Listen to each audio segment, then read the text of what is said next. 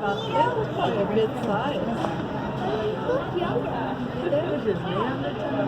That is so Otter was cool. I thought the otters were bigger.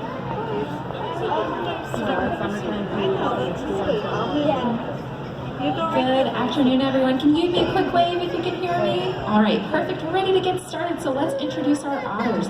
Going from right to left, you're going to see Ivy, then Abby, and then Gidget. Now, you probably noticed that they all approached the deck when this training session was starting. That is a normal way that we like to begin all of our sessions. Each of our otters has their own station, or basically it's an otter home base. So that's their sort of assigned and specific spot where they're going to always begin their training. This works out really well because it helps our otters know which trainer they're going to be working with for this particular session. We actually have 3 that are on the program for today. So it helps them know who they're working with. Also helps decrease that feeling of competition.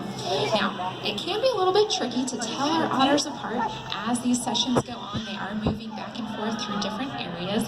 So I do have a couple of tips to help you tell all of our otters apart.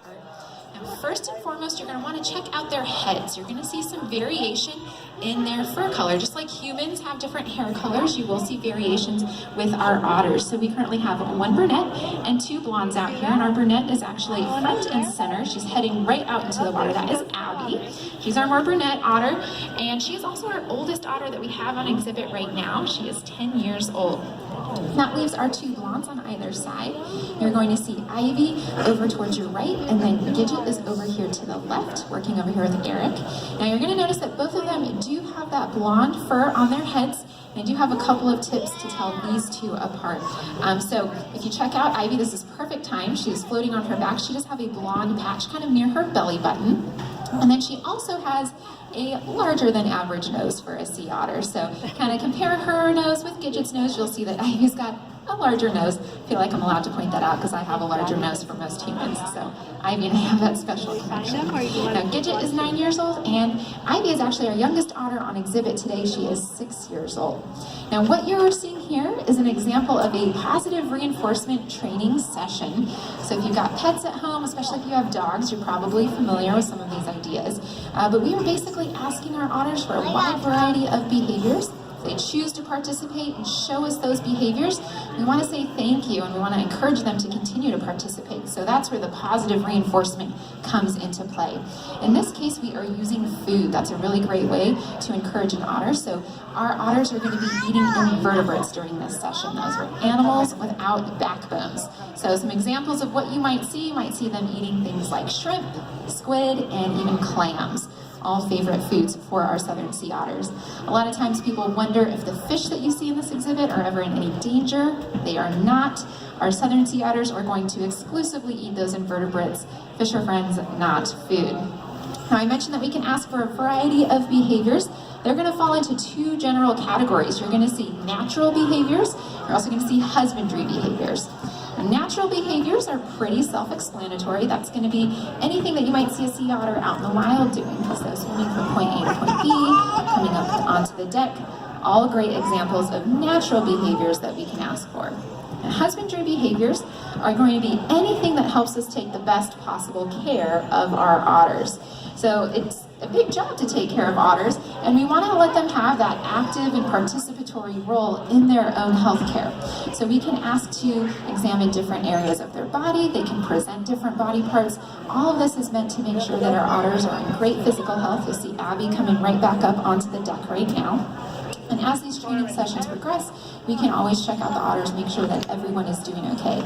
This is a really great tool to make sure that our otters are going to stay mentally and physically active.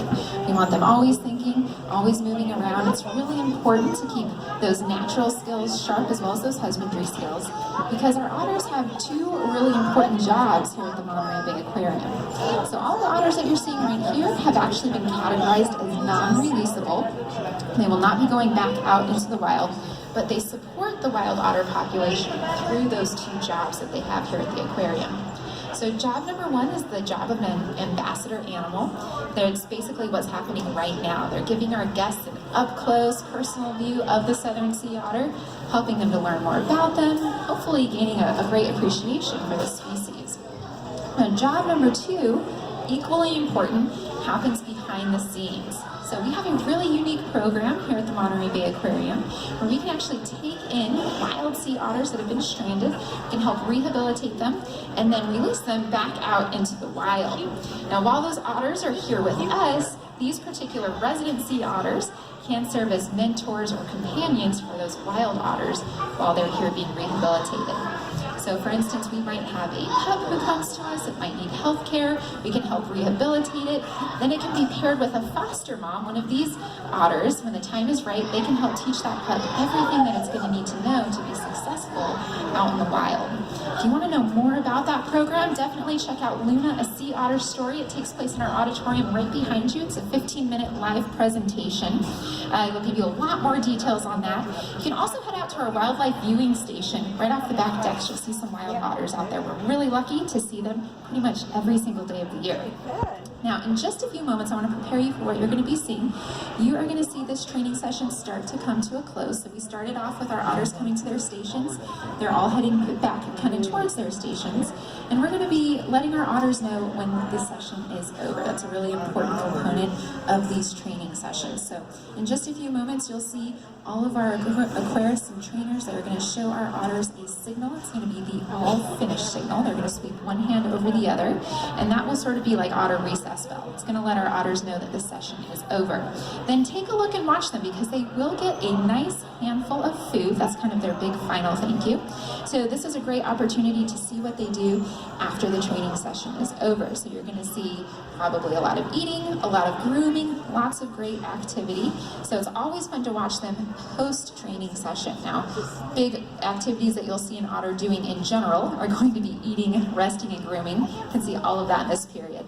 That's the all finished signal, folks. I want to thank you so much for coming to the aquarium, and I hope you enjoy the rest of your day. I'll be back out on the other side to answer any questions. It's a pretty big animal. Just the ball of this fish. It's cool. Yeah.